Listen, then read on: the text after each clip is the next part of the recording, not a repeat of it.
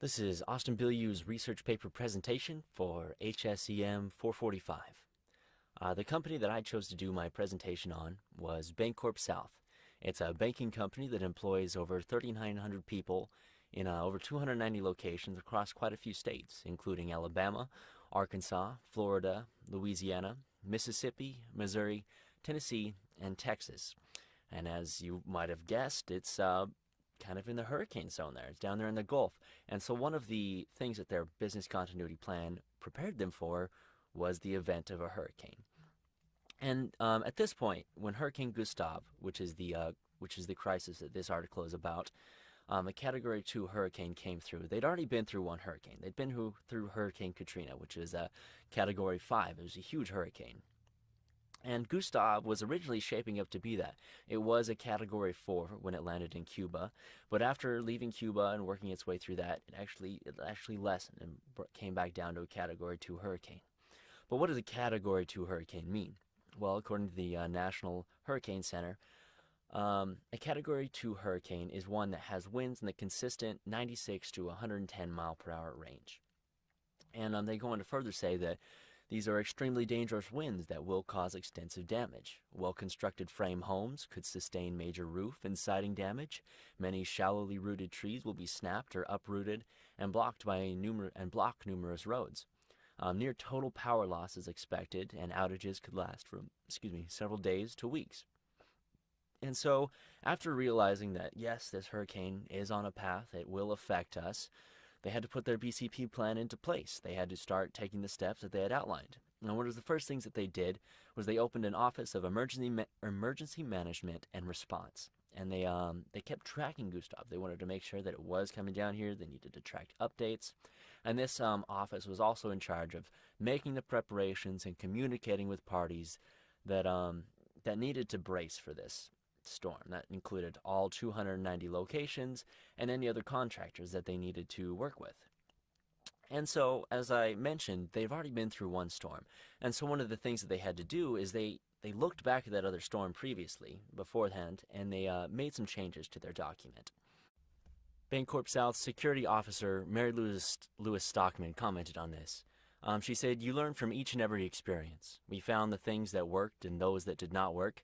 By and large, our people felt more comfortable knowing that we had all these things in place." And one of those changes that they made is previously they were having the maintenance people, they were shuttering the windows, they were boarding everything up. And that was a lot of work for just those few people to do. So this time around, they employed a contractor to come in and do that. Personnel were tasked with powering down machines and putting them into plastic contractor bags to protect them from water leakage. Computer equipment was also moved off the floor and onto counters. Currency checks and other important papers were also placed into tamper-evident currency transfer bags used by the Treasury. And that was, she said, we learned a very hard lesson after Katrina, where we learned all the horrible answers to what will happen when currency and checks are saturated with mud and water. And so while this was going on, the bank's Office of Emergency Management, it rechecked its arrangements with vendors to supply the bank's needs after the hurricane. That was such as diesel for generators, and they went over radio communication for customers after the hurricane. They decided that public radio was the best method of contact, as that was really the only way to reach people after this hurricane. You know, phone lines could potentially be down. A lot of people wouldn't have electricity, but car radios or even just battery radios would still be operational. And a big problem they had previously was with their Loomis armored trucks. They had a cash shortage, essentially, because these trucks were not being allowed through to the banks because they were not deemed emergency vehicles. And so they made sure to contact the appropriate people, make the appropriate arrangements to get the cash necessary, because those previous few days before the hurricane hit, there were a lot of people withdrawing cash because everyone knew that they were going to need access to their money wherever they were going to be. And one of the better things that I think that they did as well is they employed a 800 number for employees to call during emergencies. It enabled employees to check in, request emergency help. It informed them where they needed to report for work, when they needed to do that, if they were able to do that. There was branch clothings and other important information that employees needed to know.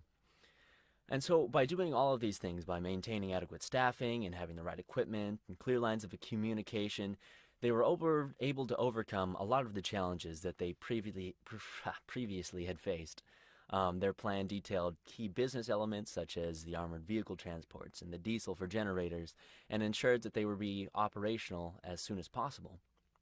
And because of all these things, only 3 locations out of the 290 of the branch of the bank were forced to remain closed.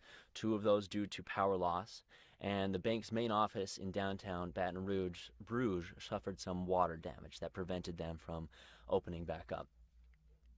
And so this company, this BancorpSouth, is a pretty good example of why a business continuity plan is so important, and having one that is effectively utilized, that is one that's clearly laid out, and that addresses all of the major issues that you'd like to foresee, and also those that you didn't foresee that you need to adjust for now. But yeah, this has been Austin Bilyeu's presentation for HSEM 445.